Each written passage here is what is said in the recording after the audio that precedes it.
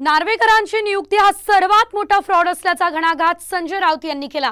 तर ज्या व्यक्तीने स्वतः 10 पक्षांतर करून पचवली अशा व्यक्तीची पक्षांतर बंदी कायदा चिकित्सा समितीच्या अध्यक्षपदी नियुक्ती करणं घटनेचा अपमान आहे। हा हल्लाबोल राऊतांनी केलाय। तो लोकसभा अध्यक्ष ओम बिर्ला यांना डॉक्टर आंबेडकरांनंतर हेच घटनाकार सापडले का असा सवाल त्यांनी केला।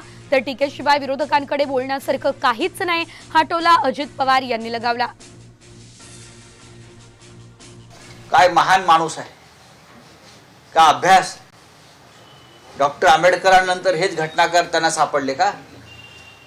हा डॉक्टर बाबासाहेब आंबेडकरांच्या संविधानाचा अपमान करतात ओम बिर्ला। राहुल नार्वेकरांनी भारतीय जनता पक्षाचा हस्तक म्हणून जो न्याय दिलाय, जो निर्णय दिलेला आहे, हा घटनाविरोधी आहे। स्वतःलाच पक्षांतराची चाड नाही, स्वतः 10 पक्षांतर केलेले गृहस्थ आहेत, त्यांना तुम्ही त्या पक्षांतर विरोधी त्या समितीवर बसवता।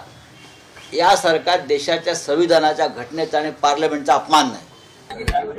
तुम्हाला ही जी लोकशाही संपुष्टात आणण्याचा जो प्रयत्न भाजप करते आहे त्याचे प्रतीक आहे।